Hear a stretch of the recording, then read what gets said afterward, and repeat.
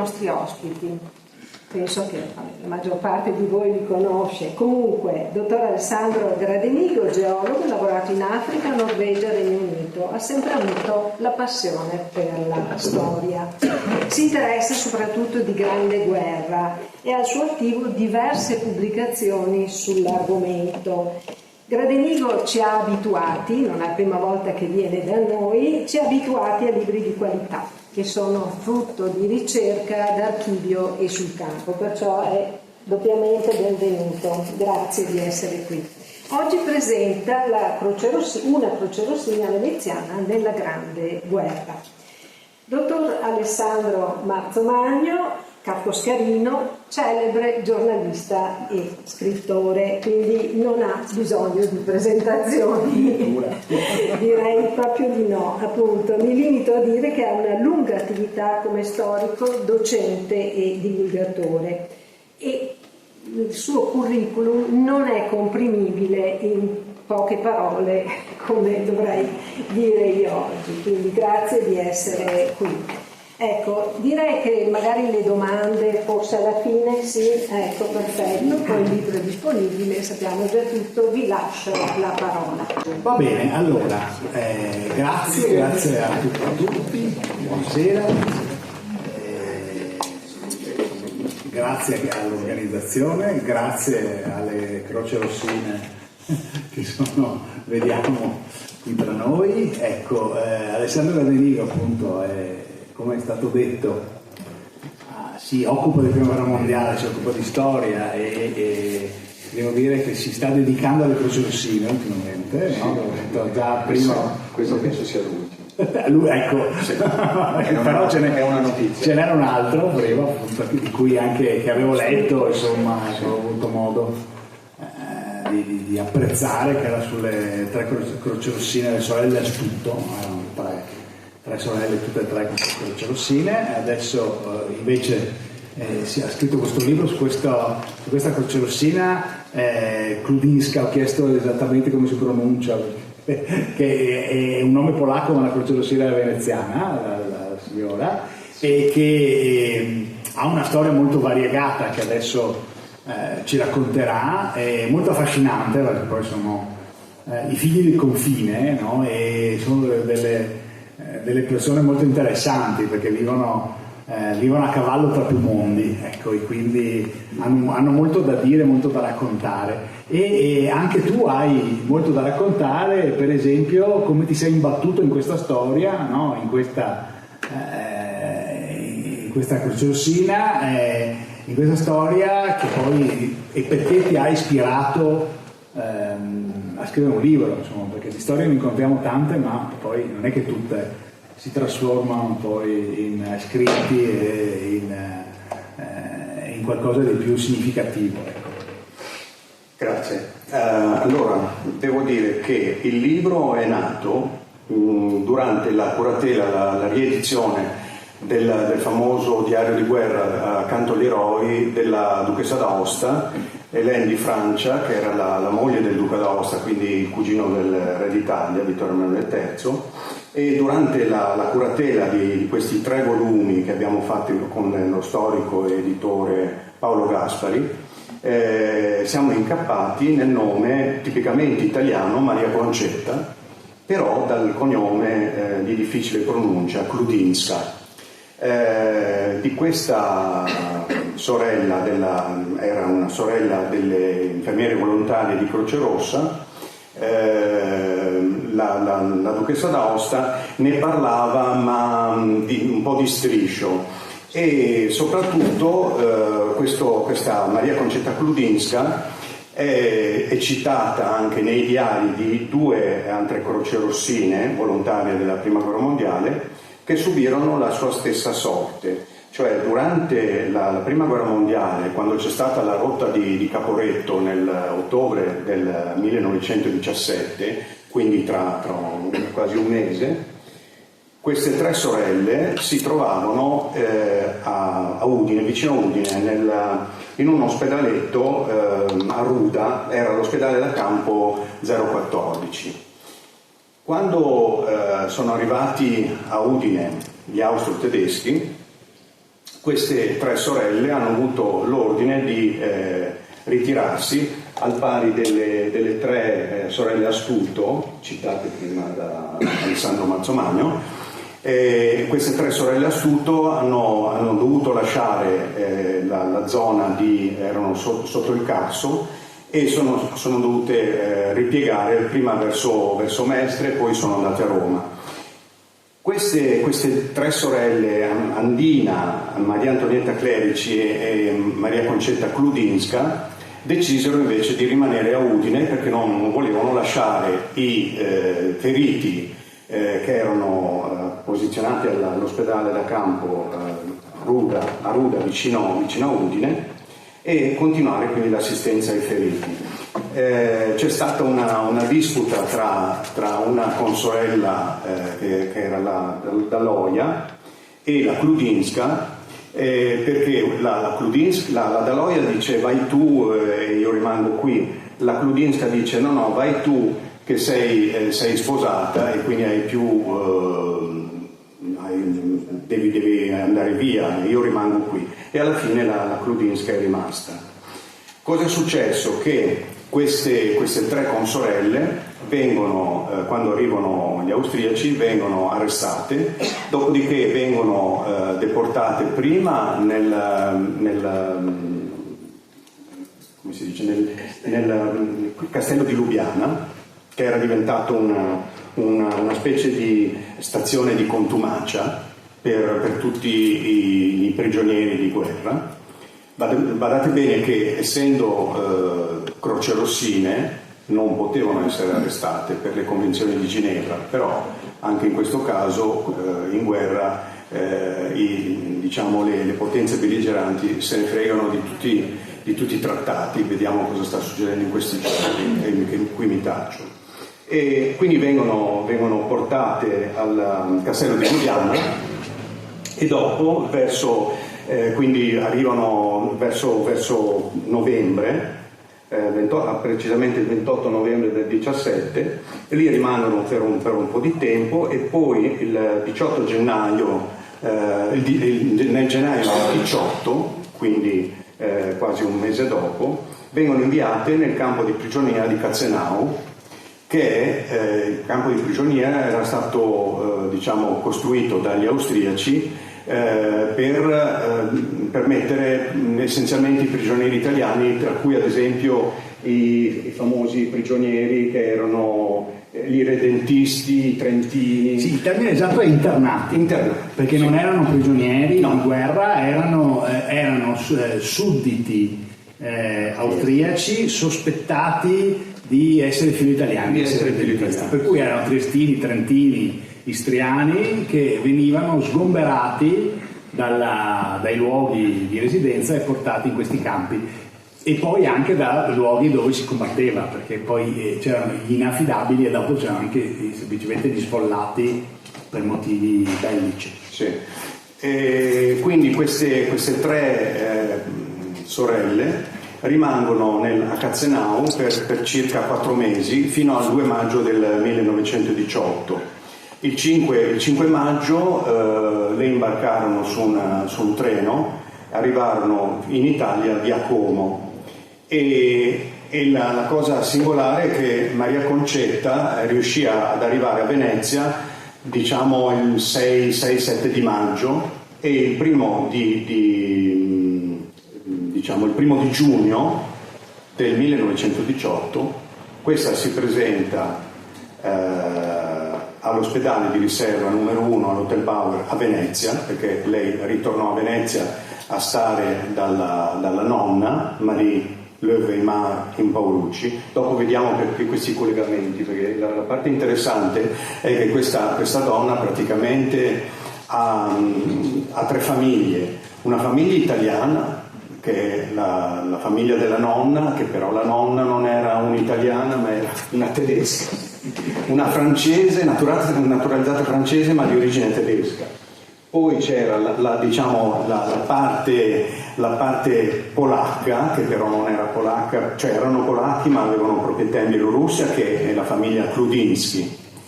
E la terza famiglia, quindi allora Le Weimar, sì, e poi la famiglia Paolucci, che era la famiglia del nonno. Quindi praticamente è una donna... Che era un ammiraglio austriaco. Che è no, l'ammiraglio austriaco è un fratello. Vabbè, comunque era una famiglia... È una famiglia... Il nome italiano ma era legata... Esatto. Adesso vi racconto un aneddoto. A Venezia c'è una colonna del tempio di Poseidone di Capus Unios nel Peloponneso. No? Una delle vita del Peloponneso finisce con Capus Unios e c'è questo tempio al quale manca una colonna. Quella colonna sta a Venezia e sta in Fondamenta Briati, in un edificio che attualmente è parte della Metallica Foscari, ed è stato l'ha portata Paolucci delle Roncole quando era comandante della squadra austriaca. Si è preso come souvenir questa colonna del tempio di Poseidone. Sì, adesso non si potrebbe più fare. Quindi questa Maria Concetta aveva praticamente 3 famiglie completamente diverse una dall'altra, una italiana, una tedesca, francese e una terza polacca che poi ha dato il suo nome perché lei si chiama Kludinska, che è il patronimico in lingua russa dei Kludinsky. E la cosa interessante è che fino a quando io ho iniziato le ricerche c'era stato un unico libro, a parte queste citazioni della duchessa d'Aosta e dei 2 diari di guerra delle sue consorelle, come dicevo prima, c'era solo un libercolo che era stato fatto negli anni 60 su di lei, sulla sua vita e sul suo diario di guerra, ma di tutta la parte polacca non era citato nulla, non era menzionato nulla, perché la parte interessante di questa vita, lei praticamente ha avuto 3 vite, una vita da ragazzina che la passava a Venezia dalla nonna, questa nonna Marie Le Weimar in Paolucci, e la passava in un palazzo sul Canal Grande, Palazzo Paolucci, D'Andolo Paolucci, che è vicino al Palazzo Grimani, di cui abbiamo una rappresentante questa sera qui, no? E poi l'altra parte della sua vita l'ha passata al fronte.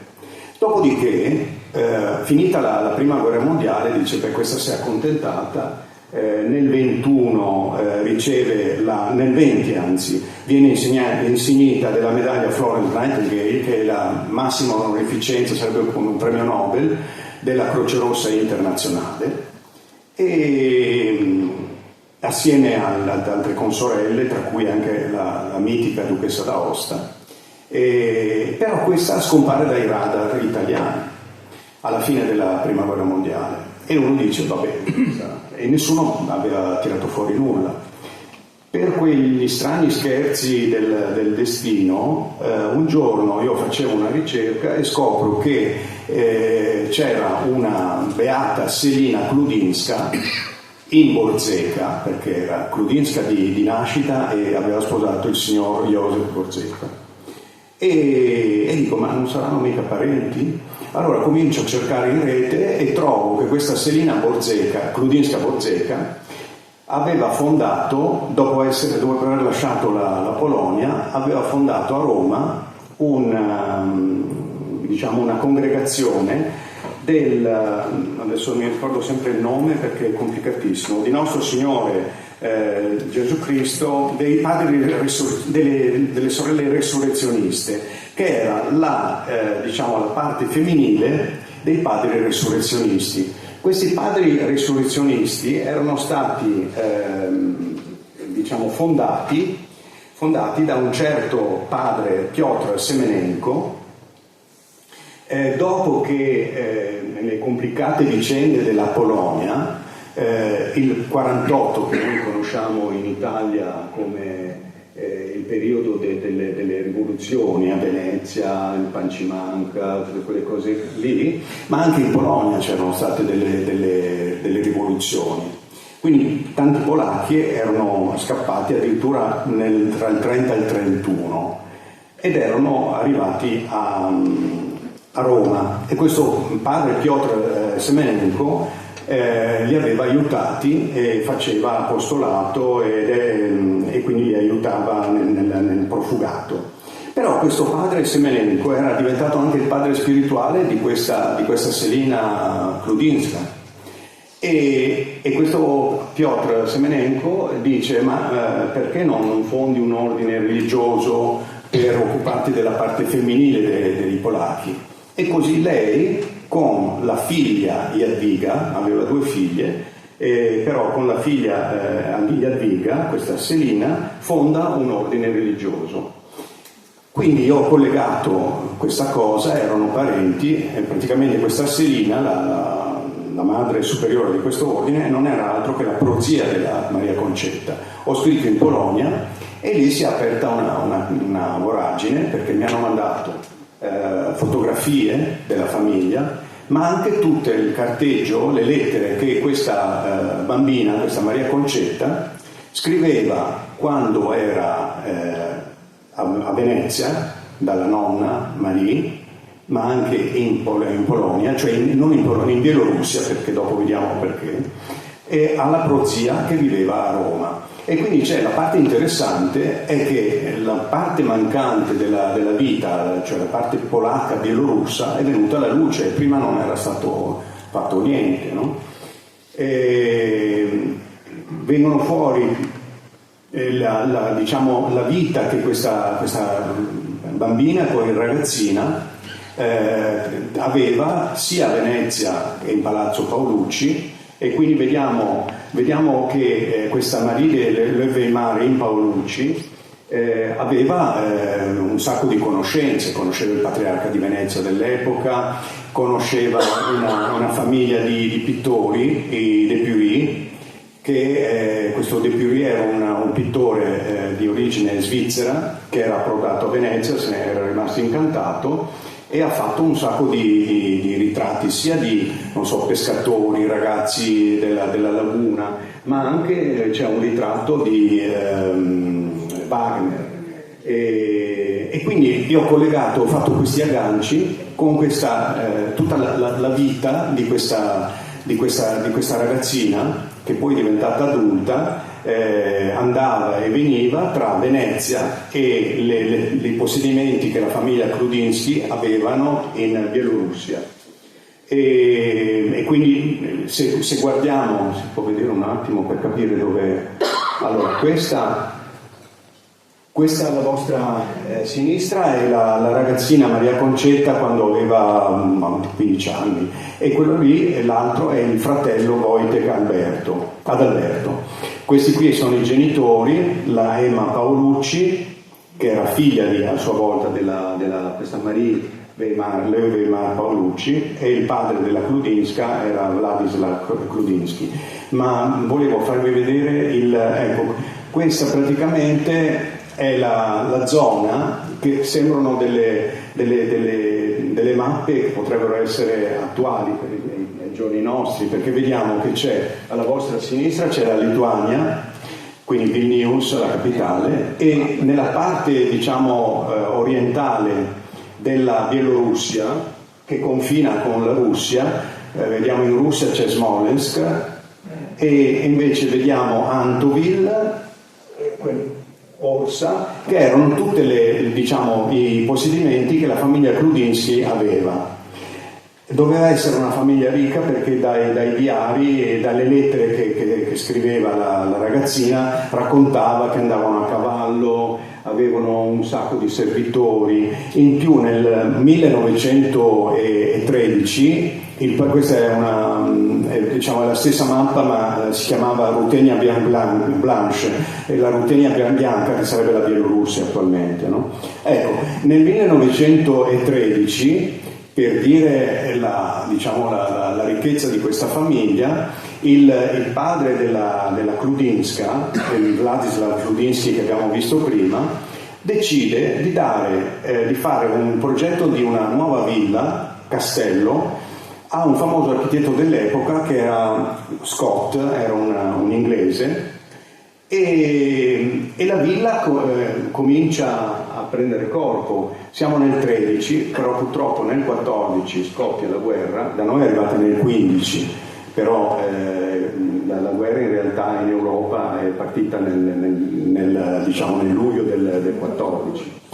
Quindi questo progetto rimane allo stato così di vagheggiante, un aborto, e attualmente, adesso io non ve l'ho messo fuori, ma praticamente di tutto questo, delle 4 torri non è rimasto più nulla, e quindi niente, è stata un'idea. Ma questo per dirvi che questa famiglia doveva stare molto bene. Infatti dalle lettere che sia la madre della Kludinska, Emma, sia la ragazzina scrivono alla famosa beata Selina, raccontano di viaggi a Cannes, di viaggi in Costa Azzurra. Scusa, in che lingua sono le lettere? È in polacco.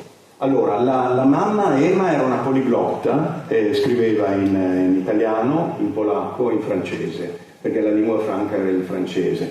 La Kludinska scriveva in polacco, infatti le lettere le ho dovute far tradurre, e poi invece il fratello, anche lui scriveva in polacco. Ma lì salta fuori ad esempio che doveva essere come si usava tra l'8 e il 900, in casa dovevano parlare le varie lingue che sapevano. Infatti c'è un passaggio che dovevo leggervi perché è buffo, vediamo se lo trovo. A un certo punto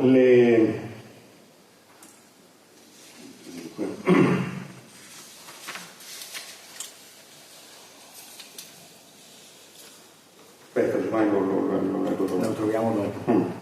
Vabbè. Senti, io adesso torno un attimo al periodo bellico, perché secondo me ci sono delle cose molto interessanti che tu dici, insomma, che nel libro compare. Intanto questa scelta di rimanere nella zona di occupazione, che non era affatto scontata, perché la popolazione veniva sgomberata, insomma, c'è stata un'enorme profuganza, come si dice, verso le parti più interne dell'Italia, ma furono sgomberate anche Treviso, per dire, anche a un certo punto anche da Venezia andò via una larga fetta della popolazione, perché si temeva che insomma, che queste città potessero cadere, no? E quindi se ne andarono, e qualcuno rimase, ma pochi sostanzialmente. Era una scelta coraggiosa quella di rimanere, no? E quindi anche questa va sottolineata. E poi emergono anche dei particolari che a me hanno interessato molto. Per esempio, una cosa che racconta Maria Concetta era il rapporto tra i tedeschi e gli austriaci, che noi tendiamo, siccome parlano tutti tedesco, tendiamo tutto a fare un Galan Calderone, a pensare che siano la stessa cosa. Non erano assolutamente la stessa cosa. Intanto poi i sudditi asburgici non parlavano tutti tedesco, ovviamente,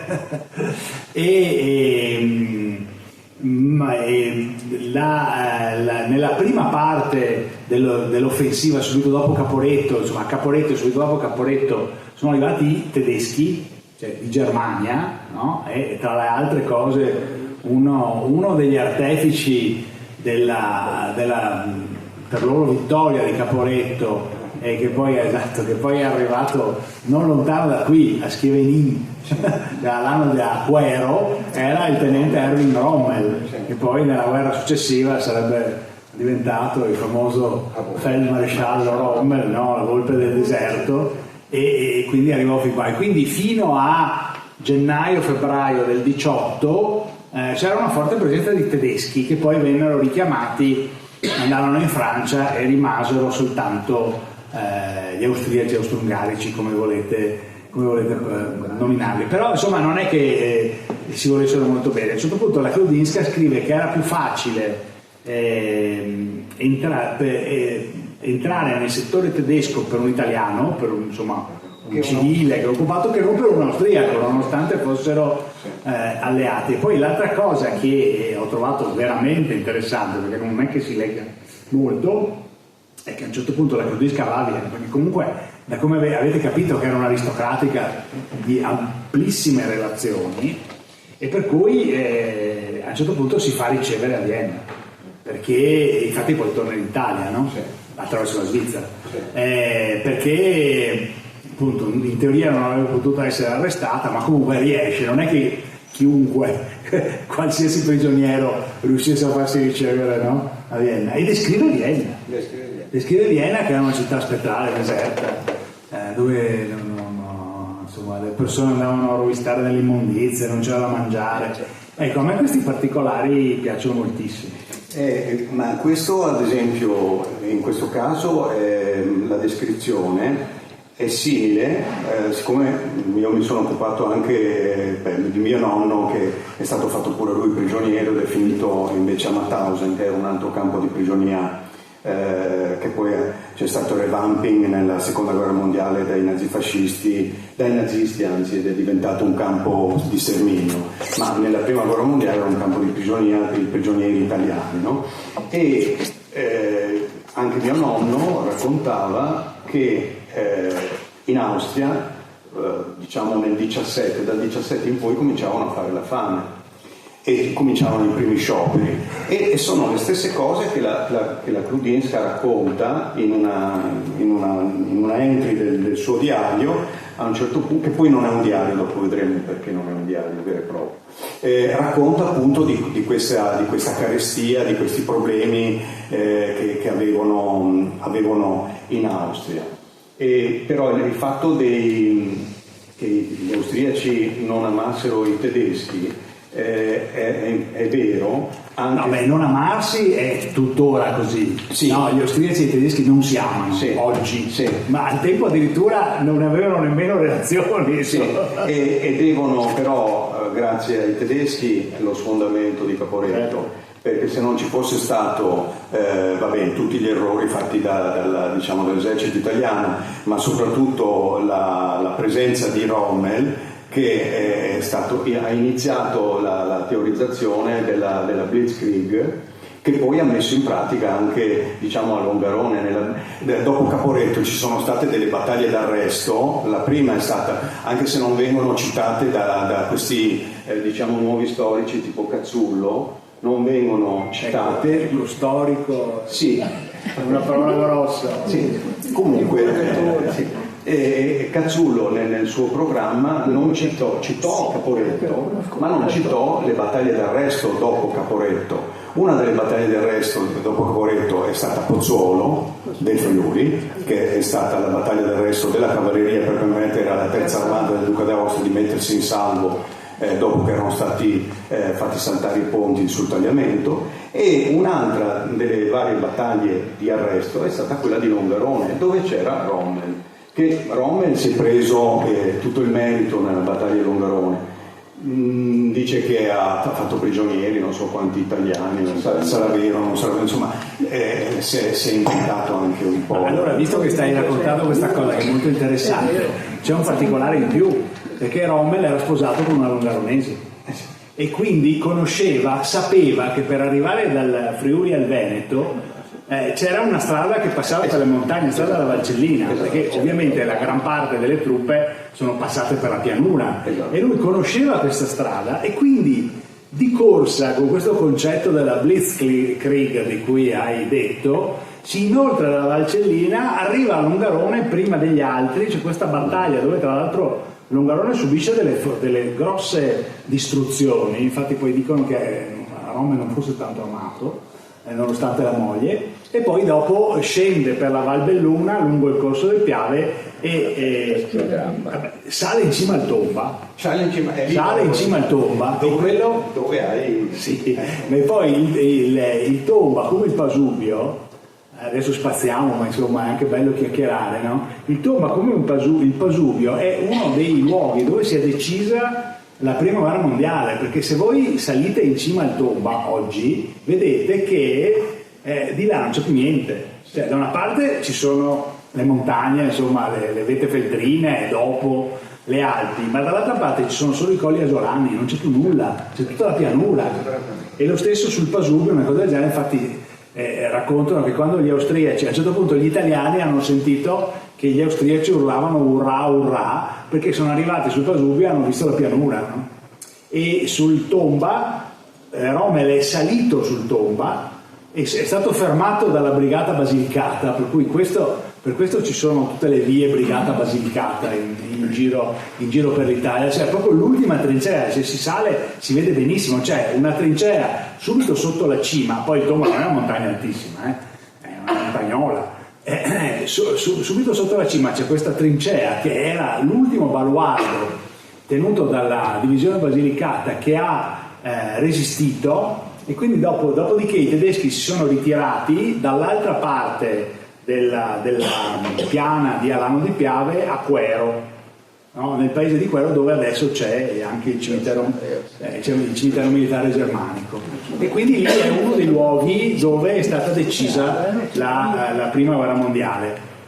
Dopodiché, come vi dicevo, tra gennaio e febbraio i tedeschi si sono ritirati, sono stati sostituiti dagli austriaci. Ma a proposito di quello che si diceva prima, che non tutti gli austriaci erano tedeschi, di lingua tedesca, in particolar modo lì c'era stato prima un reggimento bosniaco e poi un reggimento polacco, a proposito di polacchi, tanto che adesso i ragazzini non credo più, ma insomma persone della mia età, quindi non più giovani, nella zona lì di Alano di Piave e della Piana, per dire, quando un ragazzino era particolarmente vivace diceva un bosniaco, perché appunto il ricordo dei bosniaci che erano lì. Tutta questa cosa l'abbiamo detta per raccontare un po' di storie, ma per raccontare di Rommel, appunto, che è stato insomma un personaggio decisivo di quell'offensiva. Niente, tornando alla nostra, no? Ho trovato il pezzo, allora la Kludinska con la madre quando erano quando erano in casa, secondo una cugina della Maria Concetta Kludinska, dice che un'altra caratteristica sorprendente del signore Paolucci Kludinsky era che conversavano in più lingue contemporaneamente, a seconda degli argomenti trattati e delle persone coinvolte. Con la cameriera parlavano in italiano, chissà poi perché. Perché sarà stata italiana, anzi secondo il cinema sarà stata veneta. Quando questa si è presentata con un bollettore per il tè, hanno iniziato subito a parlare in inglese, anche se la conversazione riguardava il tempo. Mia nonna, dice la Kludinska, non parlava bene l'inglese, come del resto Marie Paolucci, quindi passarono al francese. Azio, che era il padre, se avesse partecipato all'incontro avrebbe infilato intere frasi in russo. Quindi c'era questa commistione di lingue, anche perché questi erano, cioè i Kludinsky, erano diciamo polacchi, però avevano le loro proprietà in Bielorussia e poi vivevano, quando erano a Varsavia, vivevano in un appartamento in affitto nel centro nella parte vecchia della città, no? E poi quando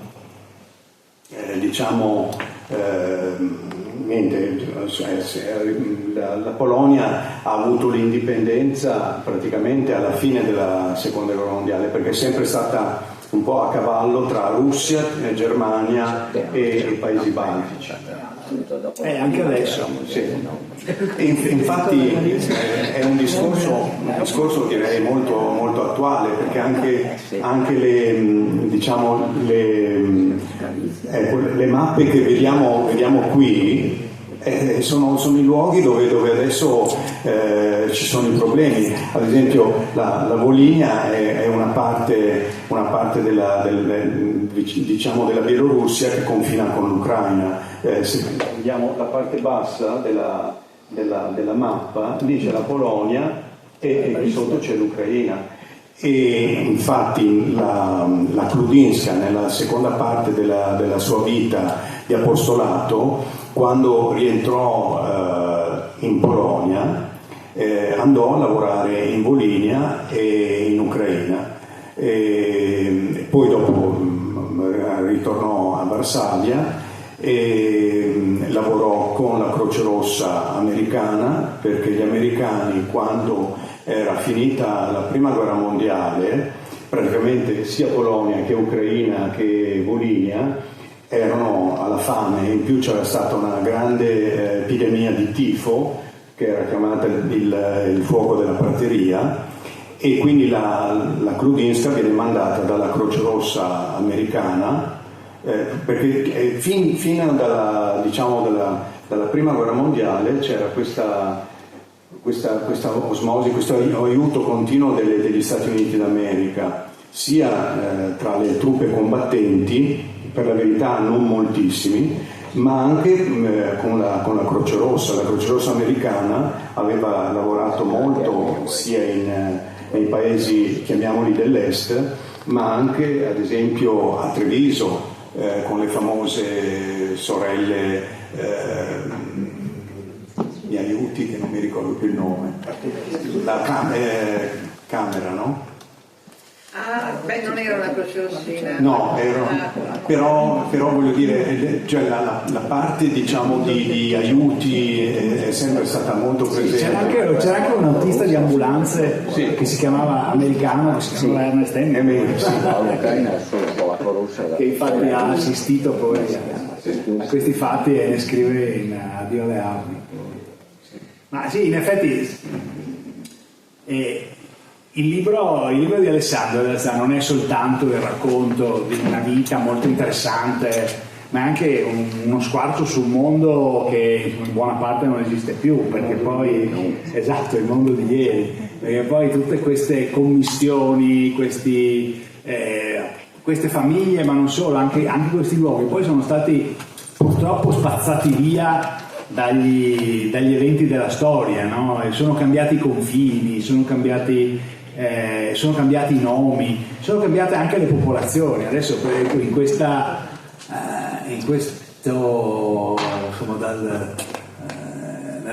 nella guerra che contrappone russi e ucraini sentiamo spesso parlare della città di Lviv, no? Che ha anche un nome italiano, Leopoli, che ha un nome tedesco, Lemberg, che ha un nome russo, Lvov, e perché era una città che ospitava tutte queste popolazioni e che poi hanno avuto sorti purtroppo varie. Per esempio la popolazione polacca di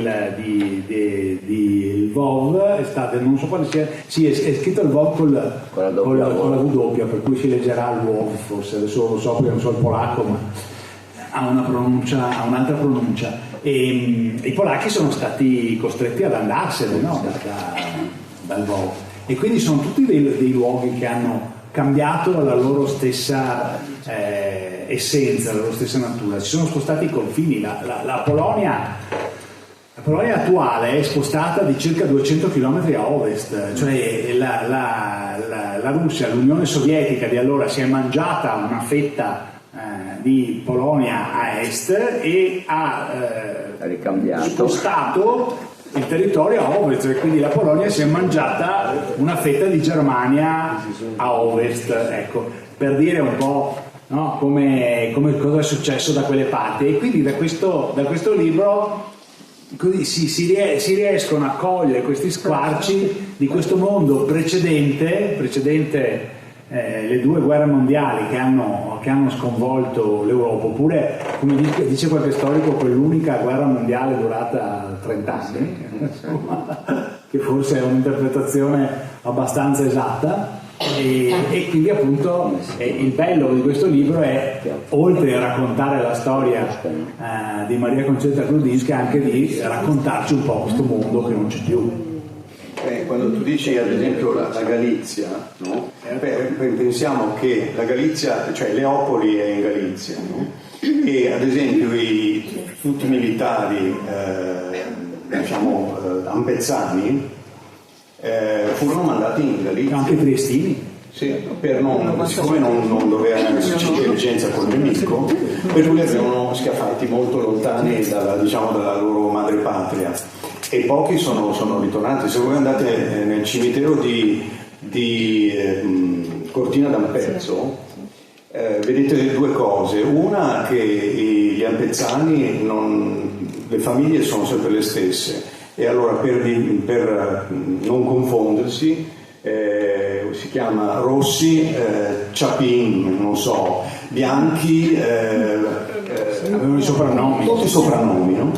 E però se guardiamo tra il 1915 e il 18, quasi tutti sono morti in Galizia, non sono morti sul fronte nostro. Sì, anche perché l'esercito austriaco ha avuto all'inizio delle perdite altissime in Galizia, è stato completamente scompaginato e massacrato, e quindi i soldati che sono partiti all'inizio della guerra, a Trieste per esempio c'era la sede del 97esimo reggimento, no? Che era formato da persone arruolate a Trieste e dintorni, quindi era un reggimento di lingua italiana e slovena. È stato completamente massacrato. Infatti dopo, successivamente, negli anni successivi, la presenza dei triestini tra i soldati austriaci è molto bassa, perché erano già stati ammazzati tutti. E insomma, queste cose, appunto, ci sono i cimiteri di guerra, e anche lì poi gli eventi storici successivi, no? La guerra fredda, quello che è stato dopo la seconda guerra mondiale, ha fatto sì che questi cimiteri di guerra austriaci sono stati dimenticati e insomma, tralasciati. Poi adesso un pochino c'è chi si occupa di recuperarli, però insomma io trovo che sia un mondo estremamente affascinante, no? Anche perché ci mostra una realtà che non esiste più, che però ha dei fortissimi richiami all'oggi, perché sono luoghi, come hai detto tu, sono luoghi che tornano al centro delle cronache, e questi queste popolazioni frammiste, no? Che appartengono a qualche etnia, a qualche altra, eccetera, esistono ancora oggi, e ancora oggi, come vediamo, ahimè, si creano degli attriti che poi portano addirittura a dei conflitti aperti. Senti, volevo chiederti, ma perché tu insomma te ne sei occupato, quindi puoi dirlo, in Italia Maria Concetta Grudińska non la conosce nessuno. Non la conosce nessuno. Esatto. In Polonia invece? In Polonia la conoscono, perché appunto tutti i documenti della parte, diciamo, polacca li ho avuti da questo ordine delle suore della Nostra Signore Resurrezionisti, diciamo, e sono arrivato in contatto con un archivista che è una suora di Catì, che è dove hanno la casa madre, perché poi questi risurrezionisti hanno fondato varie case. Ce ne sono in Canada, a Roma c'è una grossa congregazione, in Polonia, e devo dire che sono stati di una gentilezza estrema, e mi hanno dato tutte queste cose che le hanno, diciamo, tenute in grande ordine, e devo dire che mi sono state di grande aiuto, perché se io fossi andato a guardare gli archivi italiani non avrei trovato nulla. Anche l'archivio della Croce Rossa, ma lì è un discorso che conosciamo bene, quando questo archivio centrale della Croce Rossa è stato digitalizzato, non lo so, attualmente non si riesce ad avere, cioè a trovare qualcosa. Se pensiamo che l'ordine di servizio della Grudińska, che è questo qui, questo ordine di servizio di due paginette racconta la sua vita lavorativa quando lei lavorava per le sorelle, le infermiere volontarie della Croce Rossa. Questo stato di servizio era all'Ispettorato di Venezia. Purtroppo è stato mandato a Roma e lì si è perso, e adesso non si sa dove sia. Questo qui l'ho recuperato perché negli anni 70, mi pare, due medici della Croce Rossa hanno scritto l'unico libro su Maria Concetta Grudińska, che è quello che avevo citato all'inizio. ma se no di lei non si ha niente, mentre è singolare che diciamo la parte polacca hanno tenuto tutte le lettere e gli archivi della famiglia Kludyński sono finiti nella congregazione di questa sielina Kludyńska-Borzecka, e le fotografie, non so, a un certo punto mi ero chiesto dove fosse finito il fratello di Maria Concetta, perché Landina nel suo diario racconta durante la prigionia con la Kludyńska, che la Kludyńska gli racconta che il fratello andò a combattere con la legione polacca. Durante la prima guerra mondiale i polacchi fondarono queste legioni polacche che dovevano combattere sia i russi sia gli austro-ungarici, no? E di questo ragazzino non se ne sa più niente. Si sapeva solo che questo fratello di Maria Concetta era stato mandato in Inghilterra, quindi per dire siamo prima della prima guerra mondiale, quindi 1910-12, quindi la famiglia doveva avere dei gran soldi per mandare un ragazzo a studiare in Inghilterra presso una scuola specializzata che doveva formare i futuri diciamo direttori di tenute di campagna, no? E alla fine, a forza di dai ho trovato il posto dove questo era stato, ed era in Inghilterra. Dopodiché di questo qui non si sa più niente. Attraverso questa suora polacca sono riuscito a trovare che questo ragazzo era poi finito in Argentina, quindi alla fine della prima guerra mondiale, quando c'era il marasma, la Polonia non esisteva, mancavano i soldi, così, questo ragazzo era emigrato in Argentina, e lì era rimasto per un po' di tempo e poi era ritornato a Varsavia, dopo morì a Varsavia, eccetera. Senti, adesso poi ci avviamo verso la conclusione, così poi se ci sono domande Alessandro sarà lieto di rispondere. Ci racconti un po' poi come si è chiusa la vicenda, la vita di quello che si sa, insomma, di Maria Concetta Kludyńska dopo la sua parte, la Croce Rossina, insomma, come è proseguita poi? Lei finalmente ritorna a Varsavia e lì comincia sempre a lavorare, cioè ritorna a lavorare come Croce Rossina, prima per la Croce Rossa americana e poi per la Croce Rossa polacca, dove tiene dei corsi per infermieri. Infatti la fotografia, questa qui, la vediamo in tutta così, con la sua divisa, che è una divisa non della Croce Rossa italiana, ma è della Croce Rossa polacca, con altre le tre signore che hanno alla sua sinistra che hanno quel cappello, sembra una pentola a pressione, quelle sono delle sorelle americane, e dietro sono invece delle infermiere, perché lei aveva tenuto dei corsi di igiene eccetera presso la Croce Rossa polacca. Dopodiché lei,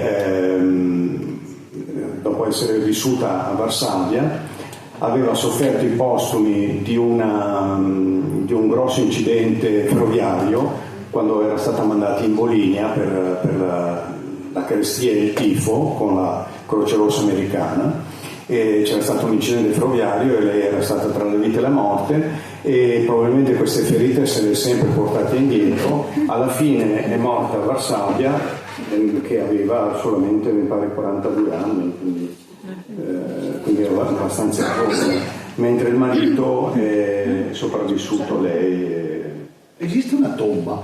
Sì, c'è la tomba, adesso io qui non ce l'ho perché non l'ho messa. C'è una tomba nel cimitero centrale di Varsavia. Sì, tra l'altro anche parli di tifo, poi c'è stata anche l'influenza spagnola, no? Degli anni insomma in cui si moriva facilmente per vari avvenimenti. La spagnola forse ha fatto più morti della guerra. Della guerra, sì. Che è partita quasi alla fine. Alla fine, esatto, poi se ne parla poco. E si chiama spagnola perché non perché sia partita dalla Spagna, ma è partita dagli Stati Uniti d'America. Infatti sono stati i soldati americani a portarla. Esatto. E questo è uno dei motivi per cui non se ne parla tanto, Sì. perché se gli americani sono venuti ad aiutare gli europei e invece poi li hanno ammazzati volontariamente. E sai perché si chiama spagnola? No, questo non lo so. Si chiama spagnola perché siccome la Spagna durante la prima guerra mondiale era neutrale, quindi non era soggetta alla censura, quindi i giornali erano liberi, no?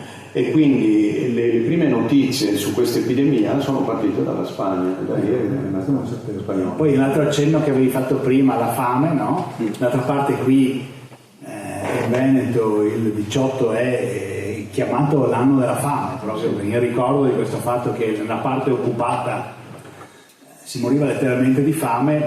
La fame negli imperi centrali, la fame nella prima guerra mondiale ha fatto più morti che i bombardamenti nella seconda, perché nella seconda guerra mondiale si calcola che ci siano stati nell'Europa centrale, insomma in Germania e quel che rimaneva dell'Austria, si calcola che ci siano stati circa 500.000 morti civili per i bombardamenti. Nella prima guerra mondiale sono stati 600-700.000 morti per fame. Quindi questo tanto per dire un po' come stavano le cose, no? In questa... Ma infatti c'è un bellissimo fotolibro su Conegliano, il primo anno di occupazione austriaco, si vedono le distruzioni operate dagli austriaci e appunto avevano saccheggiato le cantine, di tutto e di più.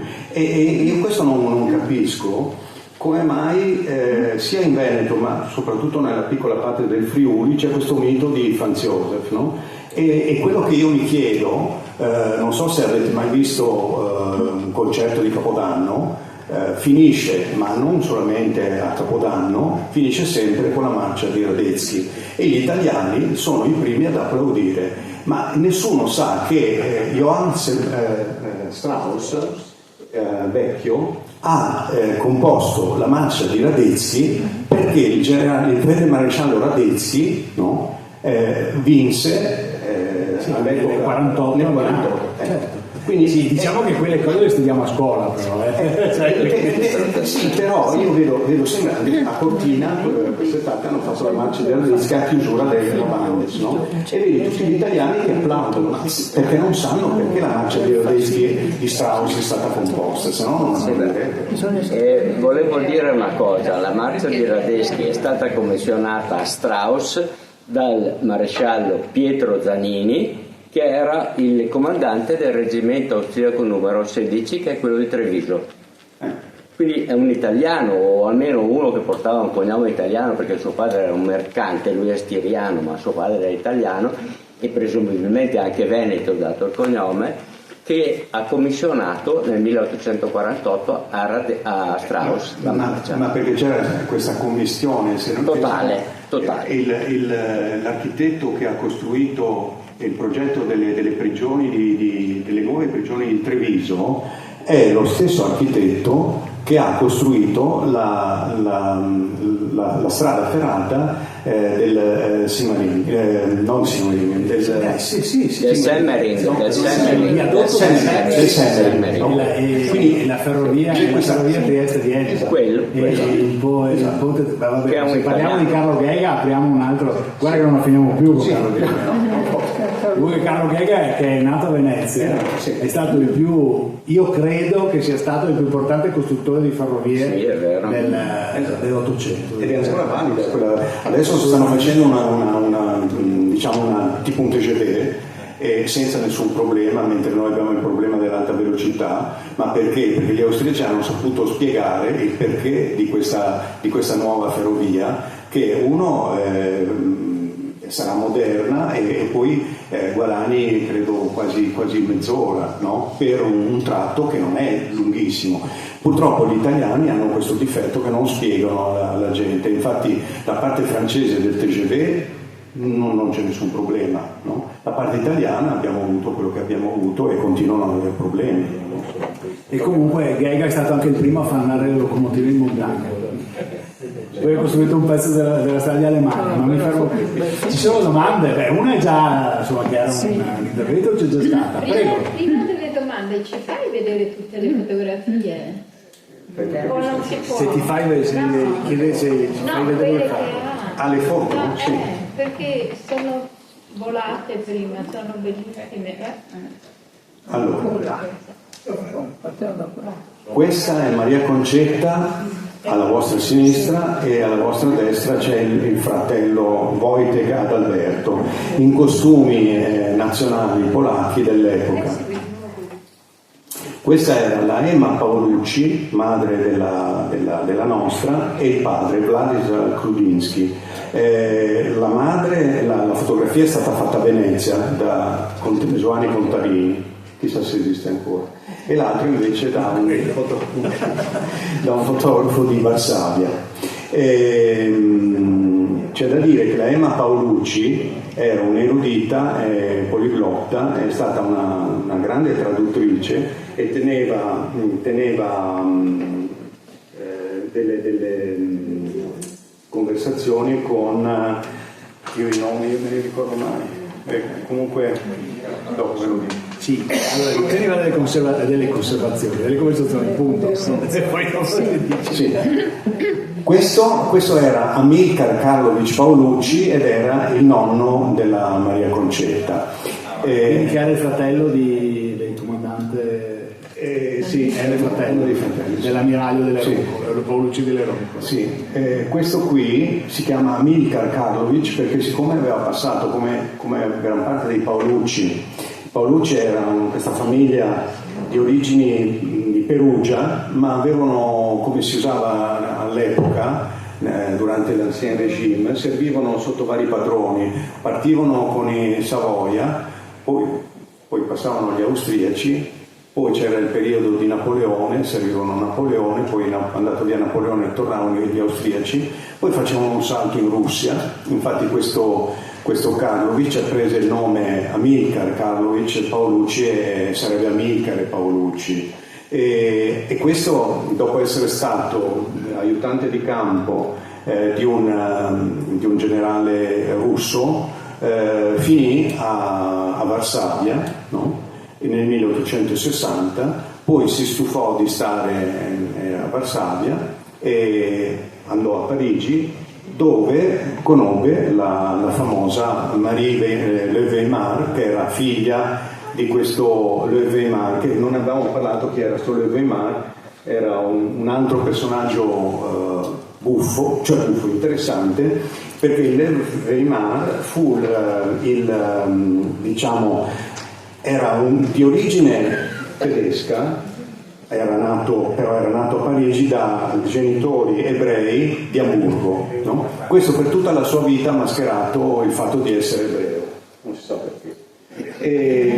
Forse si capisce. Si capisce bene perché l'ebraicità non la puoi cancellare. non la puoi cancellare, ma ti conviene nasconderlo, specialmente se andare in Russia. Sì, però vabbè.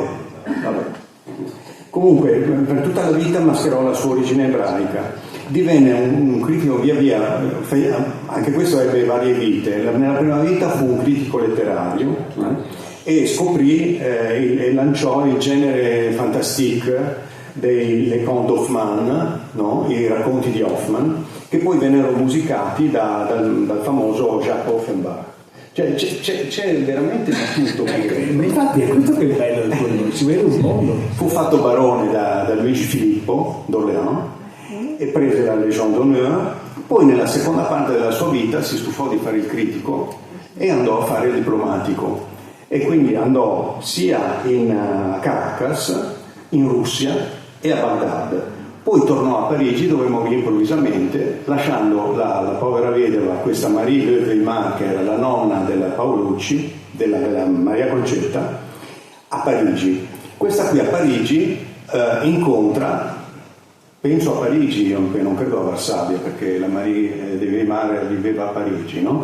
Incontra questo Amilcare Karlovich Paolucci, che era nel frattempo tornato da Varsavia, si piacciono, lui la sposa e uno dice, questi rimarranno a vivere a Parigi. No, questi vanno a Venezia, dove è lei che compra, magari con i soldi, perché Paolucci non credo che avesse molti soldi, perché si era trasferito, aveva venduto le sue cose, ma non aveva, credo, secondo me, grandi soldi. Questo è una mia intuizione, magari è sbagliata, no? Dovrei chiedere alla famiglia Paolucci, ma credo che sappiano ben poco.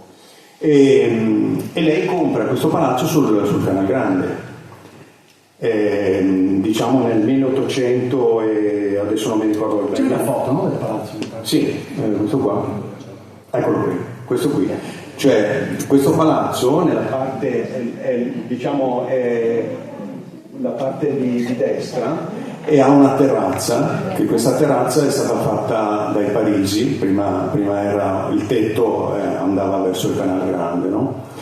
Quindi questa lo tiene fino al 1918-19, poi dopo vende la proprietà ai baroni Parisi di Trieste. Tra l'altro lì vicino c'è il consolato austriaco. Sì. E quindi è singolare insomma, vedere che questa Maria Concetta, praticamente queste tre famiglie hanno avuto un pezzo di storia in Europa, che una non c'entrava con l'altra, perché una polacca, ad esempio voi vi chiedete ma questa qui, allora la Maria Concetta viveva in questo palazzo con la nonna Maria, no? Perché la madre, c'era anche la madre, ma la madre andava molto spesso in Polonia, no? Però ad esempio la mamma come ha fatto conoscere questo Kludinsky, perché lei viveva a Venezia, no? Come ha fatto conoscere questo Kludinsky, che tu dici ma un polacco non nell'800, 900, no? Sì, ma questo è un concetto un po' che abbiamo noi oggi, perché in realtà soprattutto le classi sociali elevate viaggiavano molto, si muovevano molto, quindi non era così strano poi, no, che si conoscessero. Infatti questo Kludinsky poi dopo si sposano e vivono tra Venezia, la Bielorussia, così. Ed è singolare, in una delle lettere della piccola Concetta, Maria Concetta, racconta che la madre andò a bordo dello yacht del Kaiser, che il Kaiser veniva molto spesso a Venezia, era stato ai tempi Kaiser di Germania, Guglielmo II, sì, nel 1904, e si era invadito anche pare della Morosini. C'era tutta quella storia lì. Comunque in una c'era anche un po' di gossip. Sì. E in una lettera di questa Maria Concetta racconta che la madre con il padre andarono a bordo dello yacht imperiale, che era la fonda di fronte a San Giorgio. Per esempio mi è fatto venire in mente una cosa che è curiosa. Avete presente Tomasi di Lampedusa, no? L'autore del Gattopardo? La moglie di Tomasi di Lampedusa era una baronessa baltica, era una lettore in lingua tedesca, e quindi per dire, e Tomasi di Lampedusa andava, quindi pensate dalla Sicilia in Lettonia ai tempi, no? Era un bel viaggetto. Vai avanti con le foto, che così poi queste sono le mappe che abbiamo visto della Bielorussia, della Rutegna bianca. Questo era il castello, Villa Castello, che è rimasto a livello del progetto. Questo è lo stato di servizio della Maria Concetta. Questo era il castello di Lubiana, dove lei dopo la rotta di Caporetto è stata imprigionata per un po' di tempo, dopodiché è stata mandata nel campo di Catzenau. Questo è il campo di Catzenau nel 1917. E il campo di Catzenau, questa è una fotografia d'inverno del campo di Catzenau. Il campo di Catzenau, mi chiedevo, dicevano Linz, ma dov'è a Linz? Ho trovato che il campo di Catzenau, praticamente questa è un'ANSA, questa è la città di Linz, quindi c'è l'università eccetera, e c'è l'ANSA del Danubio, e praticamente il campo di internamento di Catzenau attualmente è nel porto industriale di Linz sul Danubio, per cui se uno va Linz a chiedere dov'è Katzenau non sanno dire nulla. Infatti sì, devo dire che talvolta non sanno dire nulla neanche quando gli chiedi dov'è Dachau, ma insomma lasciamo perdere questa cosa. Ma se pensiamo che in questo campo di Katzenau sono morti, aspetta, no, dopo vi lascio perché comincia a essere lungo. No, non lo trovo. Sì, ma poi perché morivano di freddo, morivano di fame, perché in realtà non era un campo, attenzione, era un campo di internamento, quindi non è che venissero uccisi, ma le condizioni di vita erano talmente dure e poi, come è stato detto, tra il 17 e il 18 non c'era cibo per nessuno, quindi non c'era cibo nemmeno per gli internati. Ecco, il campo di Katzenau furono 3.500 persone furono internate fino alla chiusura del 1918, era partito nel maggio del 15 e solo il 20% degli internati erano in maggioranza bambini e anziani, quindi erano la parte della popolazione quella più soggetta alle privazioni. Bene. Questa è la medaglia Florence Nightingale che lei prese nel 20, questa qui l'abbiamo vista, era nel 1920. Grazie.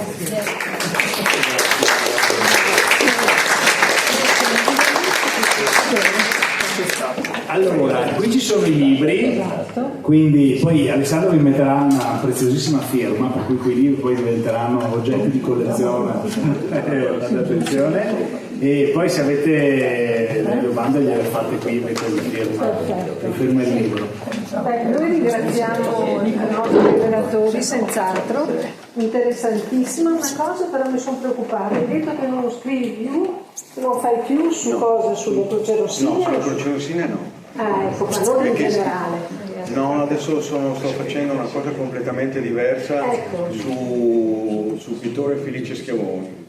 Comunque, interessante. Che è un pittore dell'Ottocento veneziano. Perfetto. Ma è ancora a livello di embrione. Quindi. Vabbè, ce lo presenterai magari. Speriamo. Ecco, benissimo. Io prima di lasciarci volevo ricordare che il circolo il 10 di ottobre, qui 5:30, presenta l'ultimo libro del nostro socio, il colonnello Cadeddu, sulla ritirata di Russia. Ecco, quindi chi ha piacere, qui il 10 ottobre alle 5:30. Il libro è disponibile, è già stato detto. Tutto a posto. Grazie.